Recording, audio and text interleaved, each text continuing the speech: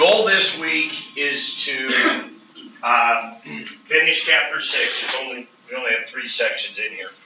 So we're going to finish up section 1 a little bit today, section 2 tomorrow, section 3 on Wednesday, review on Thursday, quiz on Friday. Okay? And about these approximation techniques and so forth. But along the way, we're going to continue in the packets here, kind of reviewing some of these things here. It'll be a good stopping point leading up to spring break. Also, has anybody got any information about AP tests? Anybody got any emails about AP? Okay. That may come this week. Seems like a lot of times they usually want that decision made if you're going to take the AP test by late March when we come back from spring break. It's like the 26th. So you may be continuing to think about that. Remember, we talked about how a lot of schools you can skip Calc 1, go to Calc 2. If you're a junior and want to think about trying to arrange to take Calc 2 at the college next year, that's not a bad option. Some students have done that in the past. But a lot of, and UNK is one of those schools where you could just enroll. You don't need the AP test. You could just enroll in Calc 2 next year. UNL does that. And if you pass it, then you get credit for Calc 1. There might be a small fee, but it's not tuition. It's basically free. So anyway, that's something to think about. But in a lot of schools, or some schools, they require an AP test, so it kind of depends where you're going to go. Or maybe you're not sure, and so you want to take the AP test. And maybe you want it on your record, on your resume, on your whatever, that you take an AP test, you pass it, that kind of thing. If you're just planning to redo Calc 2 or Calc 1, if you're planning to go to college next year and just take Calc 1, then there'd be no reason to take the AP test, right? Other than you want to see how you can do it. But if you're going to redo Calc 1, then the AP test is to give you credit for Calc 1, so you can move on. But again, a lot of schools will let you just do that without the AP test too. So if you're unsure, have any questions, just talk to me. All right, so in sample 1, yes. How do your students want to do it? Fantastic. But then again, usually it's students that have A's or B's. But yeah, since you asked.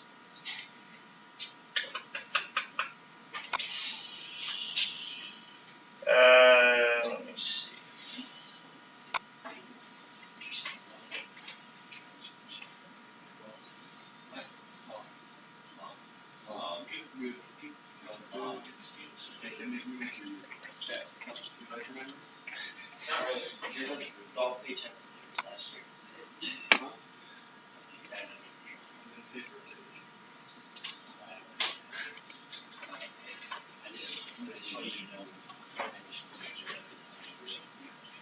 Here we go. Here's how Kearney High students have done on the AP test since 1996. I should cover up these names. Beth Nelson, sweetheart, came back here about 5 years ago. She's in California. She's going back to school to get a master's in something. Had to take the GMAT. I don't know, the entrance exam for graduate school. GRE. GMAT. Oh, that might be a medical. GRE. MCAT. Yeah. GRE. That's what. Anyway, and wanted help on the math stuff. So, like I said, sweetheart, should have never taken the AP test. Struggled in calculus, but so now you notice this was my first few years teaching it. So so some 2s, 4s, 3s. 3 is most places is considered pass. I usually think of like A, B, C, and 5 is like an A, and 4 is like a B, 3 is like a C. That's kind of like common.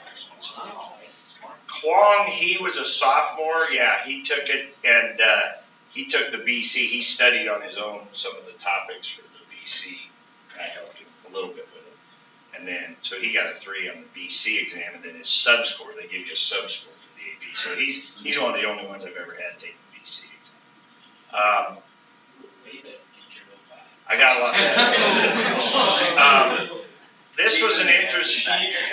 The 05 class was interesting. 1, 2, 3, 4, 5, 6, 7, 8, 9, 10 took it, and 10 got 5.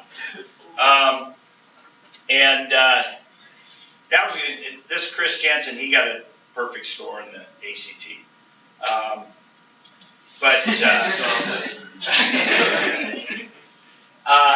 Yeah, there were 300. I have the spreadsheet somewhere. There were 310 students in Nebraska took the AP test. That number's higher now. There were like 310 students in Nebraska took the AP test. 18 got 5s.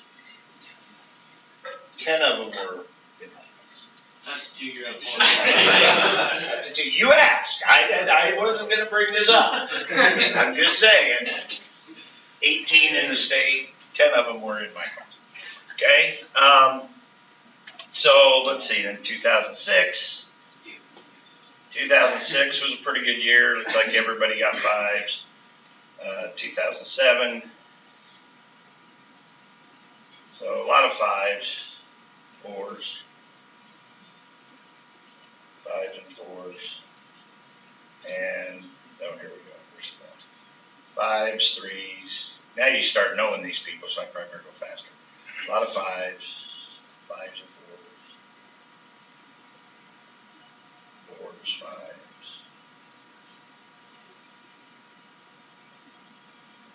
So that was up through 2014. I guess I haven't updated this for a while. So, yeah. So we do okay. I would say if you have if you have an A in here, an A or B, you should be fine. You should be able to get 3. I think pretty easy, probably. All right. So where were we? So looking at this, 51 in the book. Okay, so let's go to 382. 382, number 51. Explain how the divide and conquer strategy can be used with midpoint trapezoid approximating sums to trap this integral. Okay, so you actually had to read back in the section. So this was on our homework the other day. It was the last question on our homework. Not that anybody asked about it. So, but the idea would be, we're going to expand on this a little bit tomorrow, but you don't know what the exact area is because sine of x squared doesn't have an antiderivative. So there's no way of knowing what the antiderivative is. And the thing about sine of x squared from 0 to 2 is if you graph it, it kind of goes up and it kind of comes back down and does this, something like that, between 0 and 2. Okay, well, the idea is that you would come in here, and it's talking about a midpoint to trapezoid. Well, when is a midpoint under? You remember this? When is a midpoint an under approximation? When it's concave, because remember a midpoint is going to be that, a midpoint rectangle is going to be that pivoted trapezoid, right? The pivoted trapezoid. So a midpoint is going to be under when it's concave up. So if that's your inflection point right there, then midpoints are going to be under over there to the right. And what's going to be under over to the left? When it's concave down, a trapezoid is under, right? When it's concave down, a regular trapezoid, which looks like that, is under, right? So what they were saying to do is, let's say this is one, I don't know what this is, but what you would do is find the inflection point. Let's say that inflection point was 1.349. Then what you would do is you would split this integral up, and you would go from 1 to 3.49, and you would do trapezoids, maybe 10 or however many, doesn't matter. And then you would go from 1.349 to 2, and you would do midpoints. And then you would add those together, right? And that would definitely be an under approximation, right? Maybe did 100 of them or 5, what, it doesn't matter. Trapezoids are definitely going to be under to here, and midpoints are definitely going to be under to there. And then what do you get for an over approximation? Do the reverse, right? Do midpoints here and do trapezoids here. So the idea is you could trap the integral. You could do trapezoid plus midpoint, this, and splitting it right here at this point, and then over here do midpoint plus trapezoid. You know this is over, you know this is under, and then, so we would trap the integral. We would know the exact area has to be in between. So what we're headed towards here, we're going to see this more tomorrow. What we're headed towards is this idea of how do we know that the calculator is accurate to 10 decimal places? How does it know what the exact area is, and it doesn't know the antiderivative? So we're getting this idea of, okay, there's some ways we could trap, there's ways we know this is under, we know this is over, and then of course how much off. That's called the divide and conquer. I think in your section in the book, I think it talked about left and right. Well, left and right's increasing, decreasing. So we can trap this with lefts and rights by splitting it here, right? Lefts would be under up to here, then lefts would be over down to here because it's increasing, decreasing. Okay, here you divide it up based on concavity if you're on the midpoints and trapezoids. That's the idea. Okay, anyway, let's go to sample 1, turn to 19 if you're not there already. Okay, let's fill in some of the gaps on sample 1 here. Let's fill in some of the gaps here on sample 1.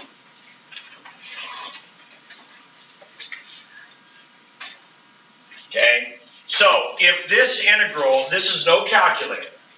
Okay, so our goal would be to hopefully finish up sample 1 here at some point, hand these in, get some credit for them somewhere down the line as we get closer to the finals. But so we'll pull these out and practice these problems. So if this integral is approximated by 3 inscribed rectangles of equal width on the x-axis, then the approximation is which one? Okay, well, first of all, you're probably going to need to split this up. Well, first of all, inscribed. Let's talk about inscribed. That's new. What's inscribed? Doesn't it really pass the curve whatever it stays inside? Now, which is it? Sounds to me like you said 2 different things. Well, like It goes past the no, curve? it doesn't go past. It like stays inside. Okay, under. Yeah. It would stay under the curve. So they might be lefts, might be rights, might be who knows where. They have to be totally under the curve. That's what inscribed. Circumscribed would be totally over the curve. Okay, inscribed would be totally under the curve. We don't run into that very often, but that's what this would be. Now the problem is, you could do equal widths, but the problem is, so the widths would be 2. Problem is, how do you know what points are totally under the curve? Well, you really need to draw a graph of this curve. Okay, this is where the algebra gets you. Okay, does anybody have an idea of how to graph this with algebra? Just how you graph this? I mean, we obviously know it's a what? I mean, it's definitely a what? Parabola. So any ideas? What would you do if your life depended on it right now? Draw a picture of this parabola. Find the vertex. How? That's one way, and that's probably a pretty good way to do it. Another way to do it would be completing the square and write it in a way where you knew it was shifted. But I think negative b over 2a is probably the smart way to do it, right? If you can remember that, right? So negative b would be 2 over 2a, so it would be a 1. So the vertex on this thing is going to be at 1. So there's 3.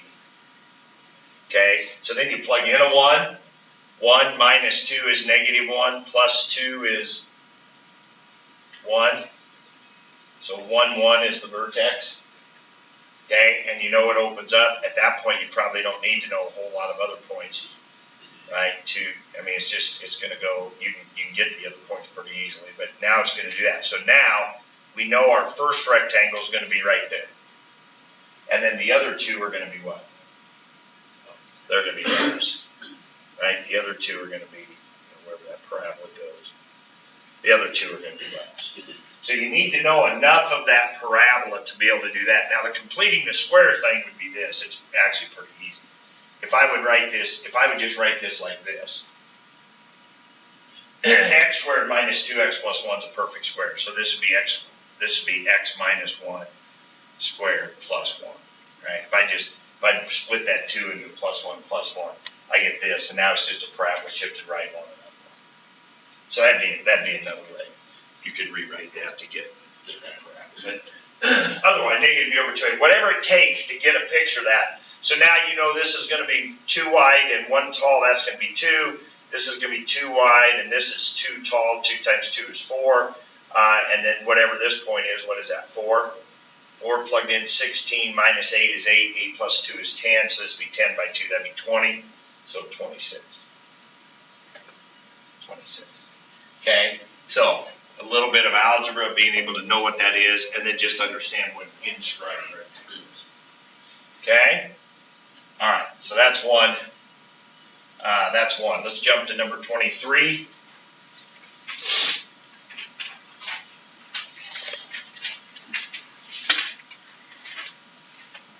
I like going back doing some of these together, and then like when we're in sample 3, maybe you've run into some of these already, these kinds of things in sample 3, right? But this is the new stuff, right? The other reason we want to go back through sample 3 is to do the old stuff, all the circle stuff we did a month ago, month and a half ago. We need to be practicing too. Okay, what would you do here? Yeah, make sure you don't forget about this 4. Split it up, wouldn't you? Split it up. So x over x squared would be 1 over x is negative 1, but that's going to be an ln, right? And then x cubed over x squared is x. So this is going to be an ln x and a 1/2 x squared. And don't forget this 4. That's going to be 1 to e squared. Okay? Now you know they love natural logs in these tests. You have ln e squared minus 1/2 e squared squared, right? E squared squared, e to the 4th. And then you're going to plug in a 1. ln 1 minus 1/2 times 1 squared. Right? ln x. So x over x squared is 1 over x, so that's going to be an ln. The other one, x cubed over x squared is just x. Do the antiderivative. Plug in e squared, plug in. What's ln e squared? Just 2. ln e squared is 2. Remember, ln and e cancel each other out. You get 2, or you can remember I'm going to bring a 2 down in front. ln e is 1. ln e squared is just 2. So I'm doing the square root of 3 squared is 3. Right? They undo each other. Minus 1/2 e to the 4th. What's ln 1? 0. So 0 minus 1/2 is negative 1/2. So this would be minus a negative 1/2. So it would be plus 1/2. So 2.5 minus 1/2 e to the 4th. But then we got to remember there's a 4 sitting outside this.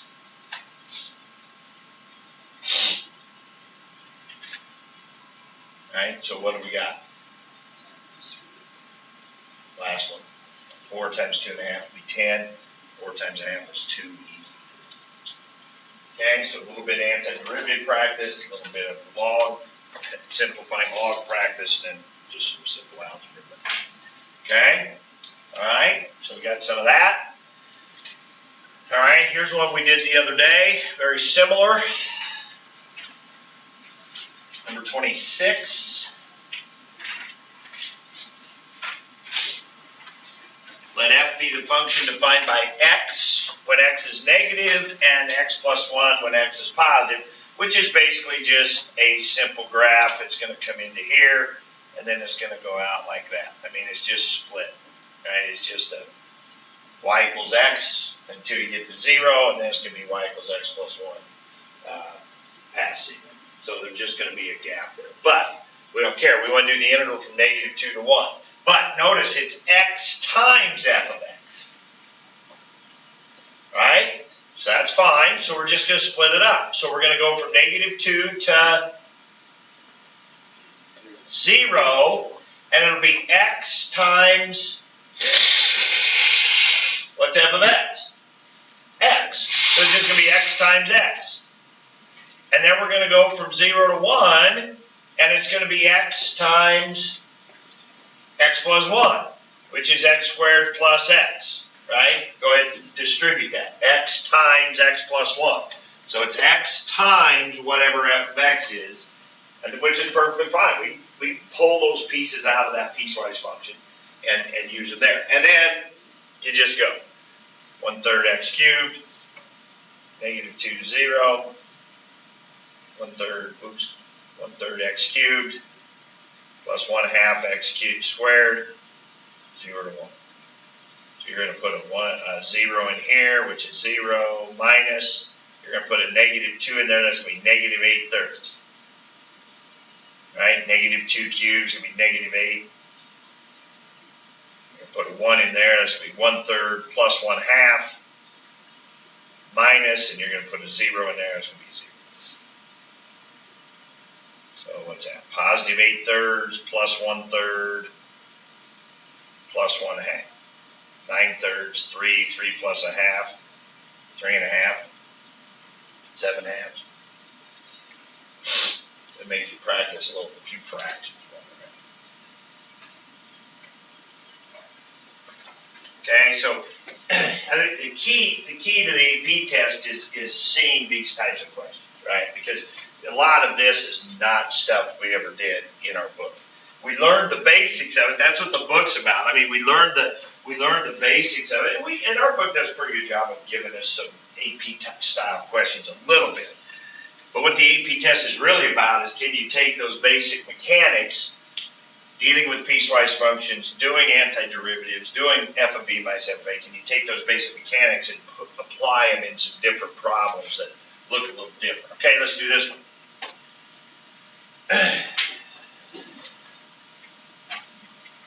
The average value of the function f of x, I'll let you set it up. This is something we've done fairly recently.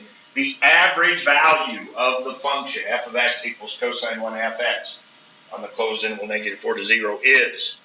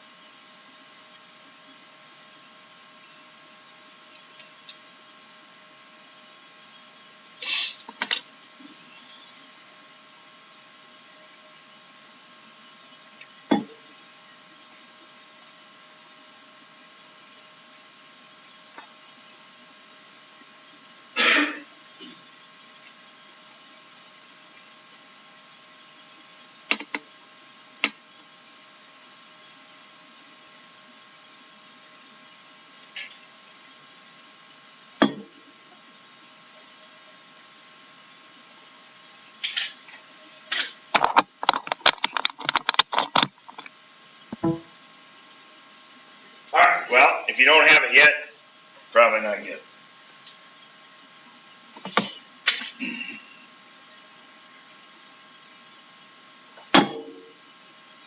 Average value of a function, right? Average value of a function is the integral of that function over b minus a, right? Average value of function. We talked about this last week. Average value of a function is that function integral over b minus a. Okay? So it's the average value of cosine 1/2 x, -4 to 0, over 0 minus -4. So what's the antiderivative cosine? That is sine, right? You got to divide by a 1/2, which means you're going to times by 2, right? Now you can check it, do the derivative of this. Derivative of sine is cosine 1/2 x. You have to take out a 1/2. You do the derivative. The 1/2 will cancel the 2. Sure enough, it works. So you put a 0 in there, and you get 0. You put a -4 in there, you get -2. You get 0 minus 2 sine -2, which reduces that. I'm going to show this class in my honors advanced math classes. They're doing this right now with sine functions, right? Which you guys did last year. Why is that not one of the answers? What do you got to do? You remember? You guys, stupid. I know. No, that's not what you said. You said your teacher last year was way better. I heard you say that. But you were being nice to Mrs. Clark. You were being nice to her. I get it. You couldn't just call her out right there. I get it. Sine's an odd function. Sine's an odd function.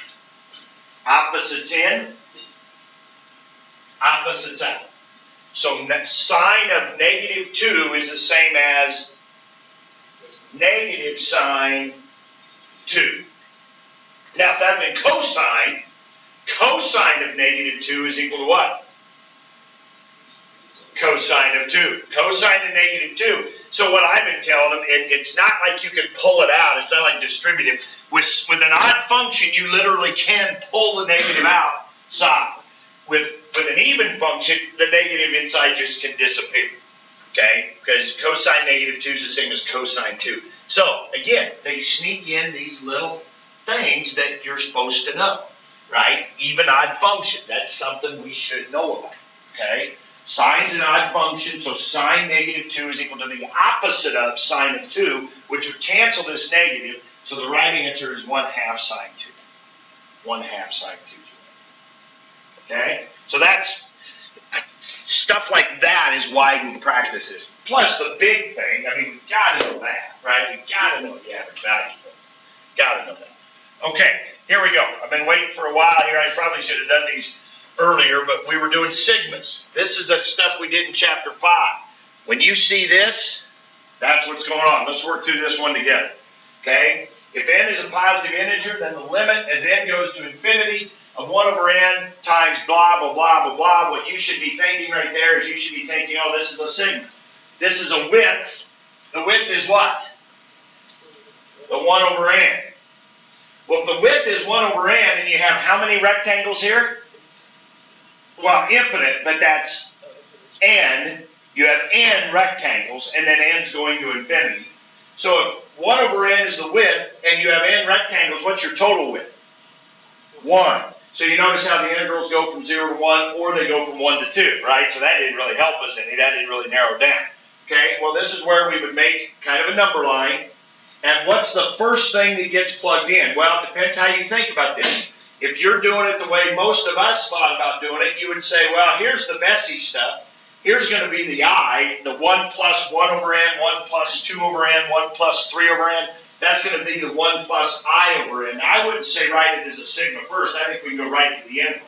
But this is going to be the messy part. This is where the x must have been. Okay? Well, if that's where the x must have been, then what function is this? 1 over x. And then this 1 over n just becomes the dx. And then what's your starting point? If the first thing you plug in is 1 plus 1 over n, and 1 over n is your width, then what must this left edge be?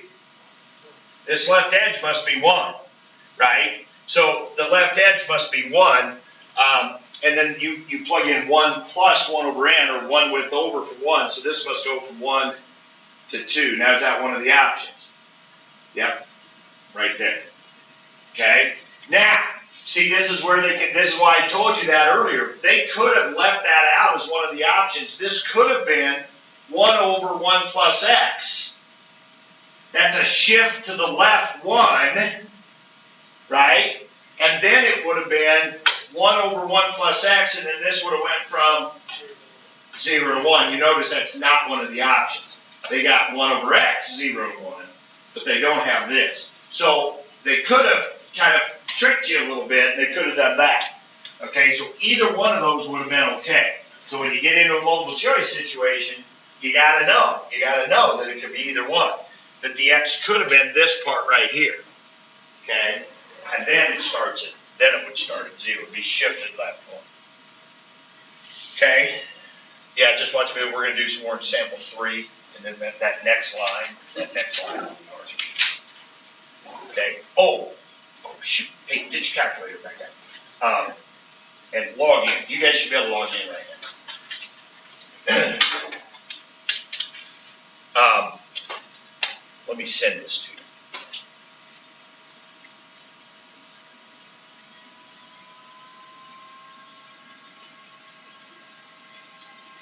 Okay, now I should be sending this folder to your My Library, My Lib. Yeah. Okay, keep trying. Keep trying. You couldn't earlier because I didn't have the thing. Now I sent this program called Area to your, and now you'll be able to open it. You'll be able to follow the video then. Go from there once you can. Are you getting it? Did it say it showed up? Now you don't. And then you can open it. Now, it's not going to be in your normal thing. If you go in your documents, it's going to be in that My Library thing. Now, what this says to do, matter of fact, let's do this right now. Let's see, press doc, file. We'll figure that out.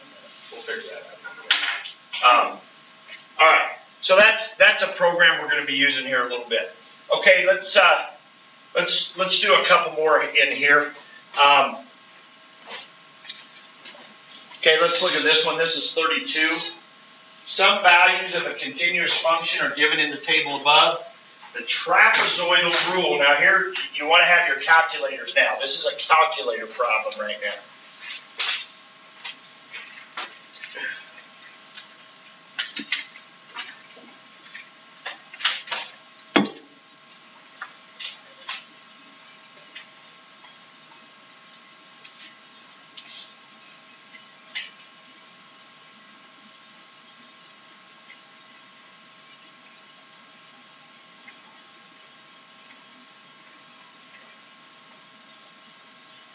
Now, here's what I would suggest.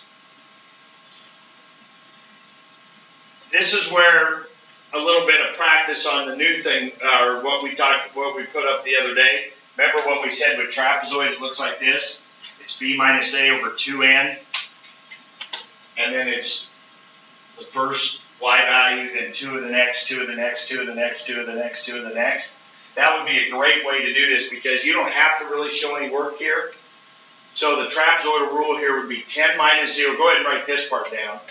Now, it didn't even say how many subdivisions to use. The assumption would be, if they don't say with the table how many subdivisions, to use the most you could use, which would be 10 subdivisions here. Since we have 10 data, well, we have 11 data points actually, so it'd be 10 subdivisions. So it'd really be a T10. Okay, so this would be b minus a over 2n. And now it would just be, and I'm going to start writing them, but I'm not going to write them all. It would just be the first one, and then it would be 2 times the next one. Now here's where I would go to my calculator, right? So I would, if I was doing this, I would get my calculator out, okay? And I would say, okay, what do we got here? This is 10 over 20, so this is 1/2. So maybe do a 1/2, or maybe type the whole thing. It's up to you, 10 over 2 times 10, whatever. But that's going to be 1/2. And then parentheses, and then I would just type 20 plus 2 times 19.5, and if you can do them in your head, even better, right? I mean, that's going to be 39, plus 2 18s, that'd be 36, plus 2 times 15, 5, plus 2 times 12, plus 2 times this, plus 2 times this, plus 2 times this, plus 2 times this, plus 2 times this, plus 1 of the last one. That is a trapezoid rule. So what I was telling you the other day is, you know, back in chapter 5, I made you write out each trapezoid because I wanted you to see the different trapezoids. Well, the heck with that now. Okay? If we're going to do a trapezoid rule, the idea is just, okay, I need my width. That's what this is out here. This is taking care of the width and the 1/2. And then in there is my y dimension. Anybody getting something here? I got 32. 32.5? And that's this, you did this stuff out here too, the one out, yeah, so 32.5, okay? And there it is. I mean, but that's just a T10, that's 10 trapezoids. But that's where knowing that, oh yeah, I remember trapezoids, B minus A over 2N, and then it's the first Y value, then 2 of each of the next, and then the last one, okay? So without even really picturing a trapezoid or anything, you can do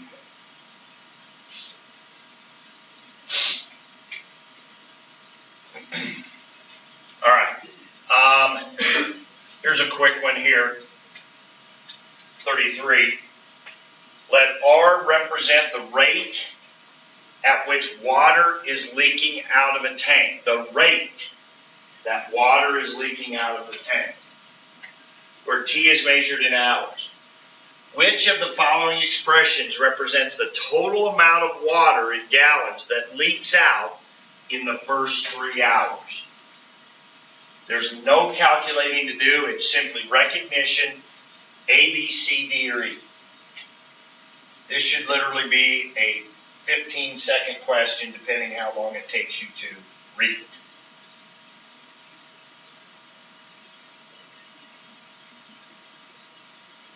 What do you think? C. Remember how we talked about how easy integrals are to set up, and this was one of those things we were talking about the other day, where if you do the integral of a rate, remember R was rate. It said big R was the rate. So big R was gallons per hour. So the integral of gallons per hour should be gallons. During 3 hours, it would be the net amount of change. The net amount of change. It would be the amount of water in gallons that leaks out in the first 3 hours. Okay? All right. Now, you might say, well, wait a minute, that says total amount, and you told us it was net amount. Well, it's leaking out, right? So it's only going one direction, right? If I'm just driving in one direction, my net amount, my net distance traveled, and my total distance traveled are the same, right? Now, if it was leaking out, and then all of a sudden some water was going back in, and so the water in the tank was going up and down, that'd be like moving back and forth, and that's different. That's different, okay? And sometimes we do those problems. There's a hole in the bottom of the bucket, it's leaking out, but water's going in. So it's going down, but then all of a sudden the water starts coming in, so then maybe it starts going up again or something, whatever. So we get problems like that. So then we got to be careful. But if it's just leaking out, the total amount and the net amount will be the same if it's just one direction. Okay? The danger is overthinking it, right? You get into too many things here. R is the rate, so the integral of the rate would be the amount of gallons. Okay, very similar kind of thing here. This is 37.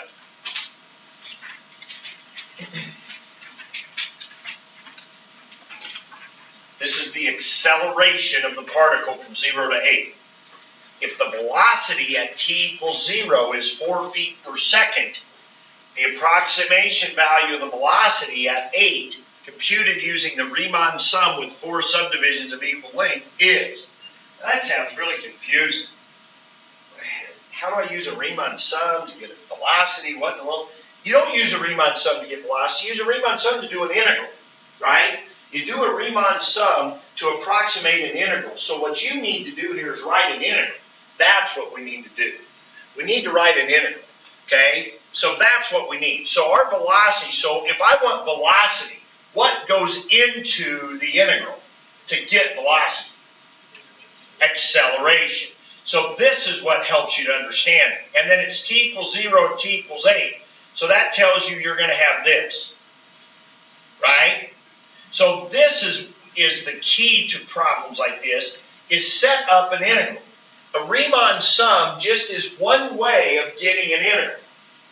All right, now, we know that that would be v of 8 minus v of 0. Now, later on, I won't just tell you that, but right now I'm just going to give you that. Would you agree with that? Does that make sense? The antiderivative of acceleration is velocity. So you set up an integral of the acceleration from 0 to 8. That's going to be fundamental theorem. Do the antiderivative. It'd be v of 8 minus v of 0. Now, did they just tell us v of 0?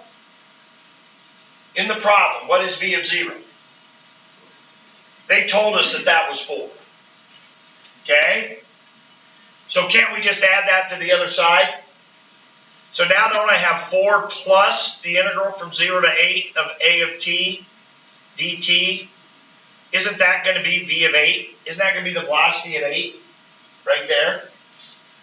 That's what they want. They want the velocity at 8. Now it says computed using a Riemann sum. How's a Riemann sum going to come in? Oh yeah, that's going to be the red.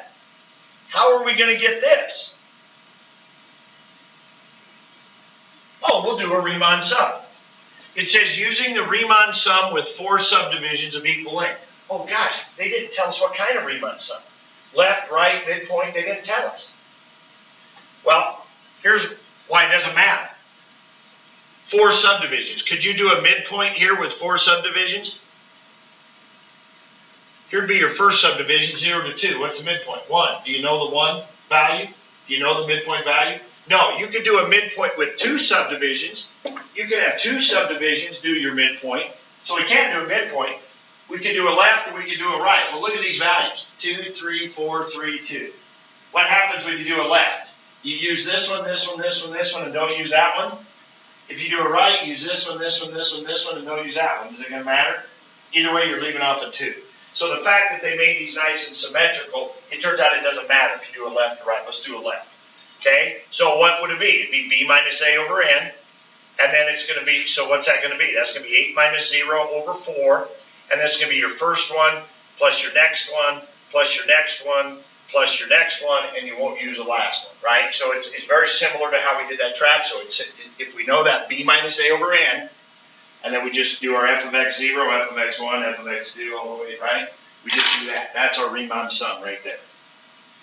Or you could have said, okay, the first left would be 2 tall and 2 wide, right? 2 tall and 2 wide. Next one will be 3 tall and 2 wide. Next one will be 4 tall and 2 wide. You could write it that way too, right? You could do it that way too. Okay, so that's going to be 12 times 2. What is that, 24? Is that what that is? So 4 plus 24 is 28. Now notice they had 24 as one of the answers because it's easy to just get in here and say, oh, 24. Now see, here's where net is important. Okay, so the net, v of 8 minus v of 0. If we do the integral here, we get 24. If all you thought of is, oh, Riemann sum, I'll just do the integral. I'll just do the Riemann sum. And you get 24, do you think you're done? This would be a real common mistake. A lot of people put 24 in this one. They do the Riemann sum, they get 24. Remember, that's the net amount of change. That's the net change in velocity from 0 to 8. But what they wanted to know, what is the velocity at 8? Well, you got to take into account where you started. How much water's in the tank, right? Here the velocity started at 4, and then we had a net change of 24. So we started at 4, had a net change of 24 for a total change, for a total of a total velocity of 28 at the end. Okay, but if you just set it up, then you don't even worry about that. Then you just know you're going to add the 4. Some books will teach it this way. Instead of just writing it out this way, they'll just say, okay, your integral's your net amount of change added on to what your beginning amount was. That's your ending. It's another way to think. Okay? All right. A lot of stuff, but we got a ways to go for the AP test anyway. So hopefully we get into these, and we'll just rock these by the time we get to them. Okay, let's leave a few of these alone. We'll come back to this in a little bit. All right, so let's go back to your calculator. So what I had told you is if you have single-digit subdivisions on our quiz Friday, you have to do it by hand. The same thing's true in your homework. So if it says to do an S4 or a T4 or an L4 or an L8, you've got to write them out. Okay, but if you have to do a T10 or T20, anything that's double digits or more, you can use this program I just sent you called Area. Now, it says you're supposed to press dock, so let's all try this. So go back to your home screen. Go back to your home screen. Or no, go back to your home screen. Go to your My Documents. Go under the My Lib. Okay, you got the area. Okay, go to the area program. Go ahead and hit enter to open it. Okay, so now you're on the same screen I'm on right here. Okay, now let's do what it says. Let's press dock. Go to File. Go to Save As. Yeah, okay, and then hit save, okay, so it's in MyLib, it should be there, just hit save. I don't, and then hit, it says already exists, override it, yes, go ahead and say yes, okay. So that's not a big deal. Now it says refresh, so go up under, go to doc again. There in number 6 says refresh libraries. Let's do that.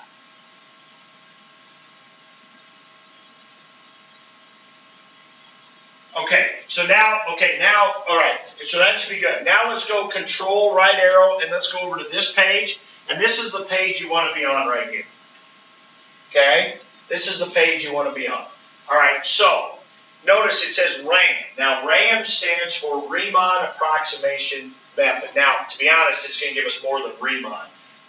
It's going, or you could think it's rectangle approximation, that's fine. It's going to give us more than just rectangle. It's going to give us trapezoids. It's going to give us Simpson's rule too. Okay, so what it is a program that I've written, and this is just a calculator screen is all this is. Now, to be honest, you don't even need to go to any other pages other than this one. Okay, so you just need to, if on our quiz, and I don't even know if I'm going to do this on our quiz, but on the homework for sure you'll have to do it. Because there's some issues with the test mode, being able to use the program, whatever. Okay, so, but on your homework for sure, 10 or more, use this area program. So you just open up this area program, go to page 1.2, hit enter right now. Now what it should do is run this program. Okay, did it do it? You got this right here, everybody? Okay, welcome to this program. You get left, right, midpoint, as well as Simpsons and the exact answer if they can do it. You'll be asked for the function, limits, and the number of subintervals. Press enter. So you hit enter. Okay, so how many decimals? So let's say we want to do 3 decimal places. Okay, so it already says 3 probably. So hit OK or hit enter.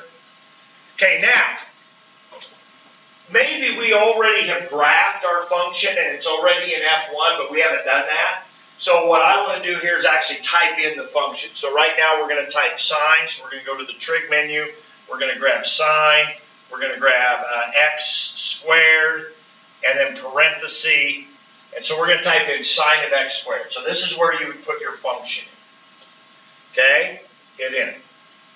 Okay, left bound. Let's say we're going to go, remember we were talking about sine of x squared earlier, from 0 to 2, so let's go 0 to 2. So left bound 0, right bound 2, it's already been in there. Okay, and let's say we're going to do 20 subintervals. So we'll type in 20 subintervals.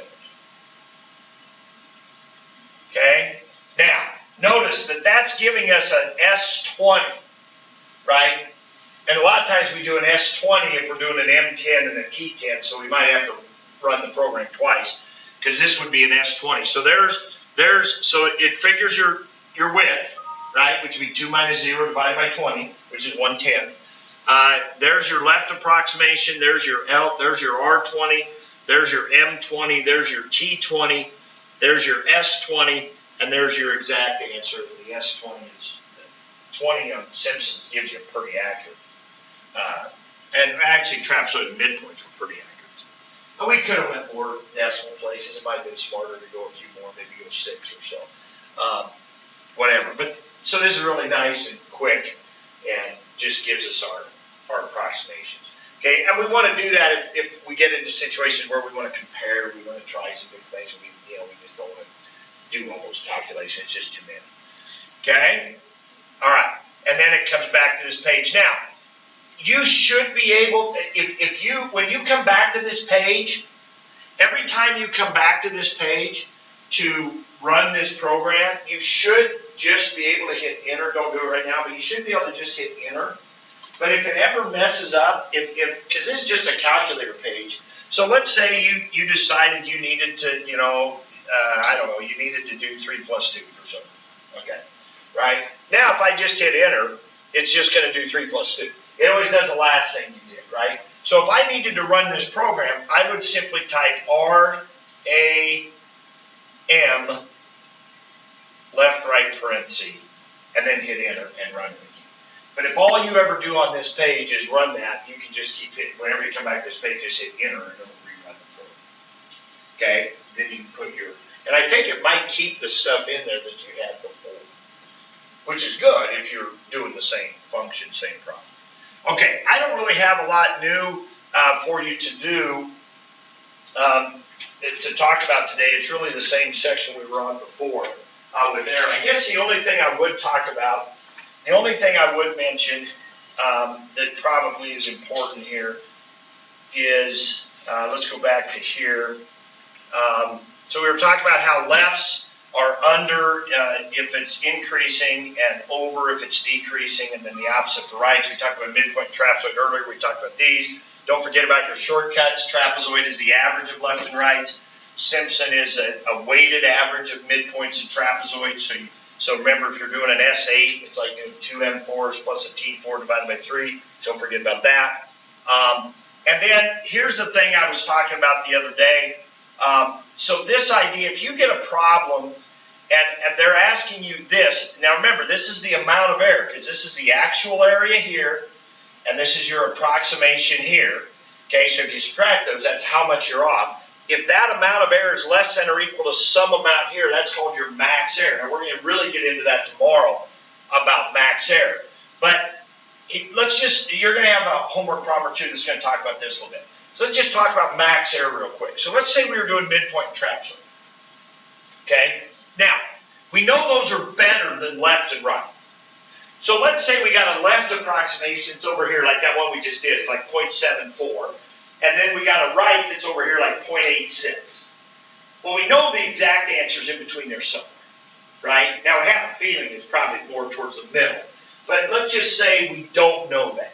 Let's do the worst, this is what we're going to talk a lot about tomorrow. Let's do the worst case scenario. Let's say that the actual answer is way over here, right? And let's say that the actual answer is way over here. Now, don't we know that trapezoid and midpoint are going to be better than a left and a right? Right? Trapezoid and midpoint are going to be better than a left and a right. So, a trapezoid, let's just do trapezoid first. Doesn't a trapezoid have to be in here somewhere? Right? Doesn't a trapezoid have to be, if this is 0.746 and this is 0.865, something, whatever, doesn't the trapezoid and the midpoint have to be in between there somewhere? Right? It's got to be better. We know the left is under, we know the right is over, right? And let's pretend the exact answer is over here, but let's say we don't know it, but it secretly is over there. And maybe the trapezoid's way over here. I mean, this would be like worst case scenario. What's the most the trapezoid could be off?